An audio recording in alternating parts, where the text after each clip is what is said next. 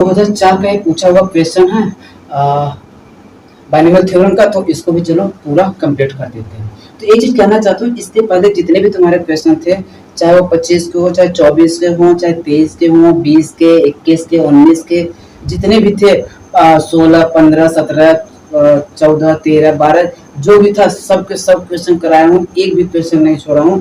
और ये भी नहीं कि मैं एडवांस कराया हूँ, मेंस का भी क्वेश्चन पूरा का पूरा कराता चल रहा हूँ। ठीक, तो चलते हैं इसको भी पूरा कंप्लीट करते हैं। ठीक, तो ये क्वेश्चन दिखने में तो थोड़ा आसान है, बहुत ज्यादा नहीं, बस इसमें एक चीज तुम्हें आना चाहिए, क्या कि NCR इसकी फॉर्मूला क्या होता है, n factorial r factorial n minus r factorial, ये पता होना चाहिए बस। अगर ये पता क्वेश्चन दो गौड़ी का है तो इसको सॉल्व करते हैं, क्या फैक्टोरियल ब्रेक कर दो, तो n minus 1 factorial by r factorial n minus 1 minus r factorial, इसका कितना हो जाएगा k square minus 3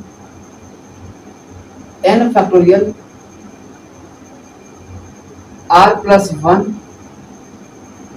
n minus r minus 1 factorial, इतना हो गया। चलो, तो देखो कुछ कटने वाला हो तो काट दो, नहीं कट रहा तो कोई बात नहीं। ठीक, तो मुझे लगता है ये वाली वैल्यू देखो कट रहा है। ठीक, अब देखो यहाँ पर कितना है, ये ज्यादा है, कौन सा ज्यादा है, ये वाला ज्यादा है। तो फैक्टोरियल को हमेशा क्या करते हैं, हायर से लोअर की तरफ शिफ्ट करते हैं, किधर से, हायर से लोअर की तरफ। तो ये कितना n माइनस 1, ये कितना n, तो इसको मैं ब्रेक कर रहा हूँ। ठीक, तो कितना हो जाएगा n into n minus 1 factorial. तो अब इससे ये भी गया।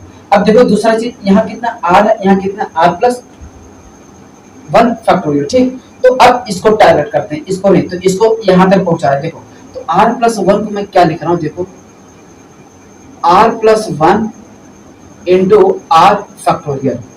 देखो r फैक्टोरियल से अब ये भी गया, तो बचा क्या है, इधर बचा 1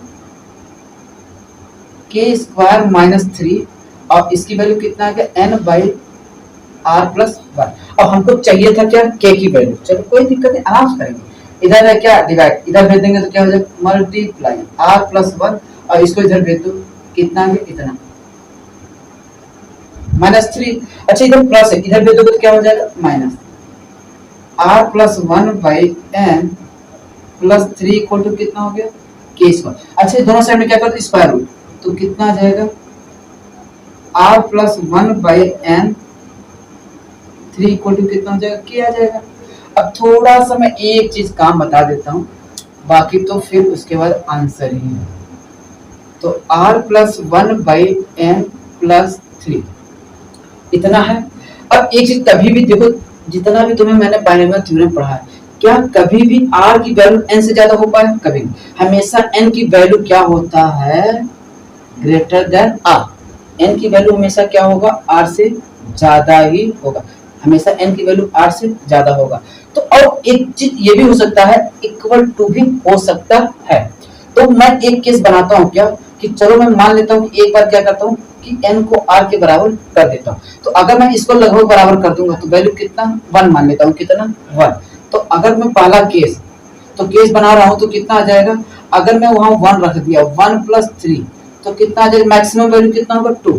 अगर मैं r प्लस n को क्या कर दिया, पूरा 0 कर दिया, तो k की वैल्यू कितना हो जाएगा √3। तो पूरा का पूरा वैल्यू कहां से कहां तक लाई करेगा, वो हमारा करेगा क्या, √3 से 2 तक लाई करेगा। ठीक, तो यही हमारा क्या है आंसर। तो इसका आंसर क्या होगा,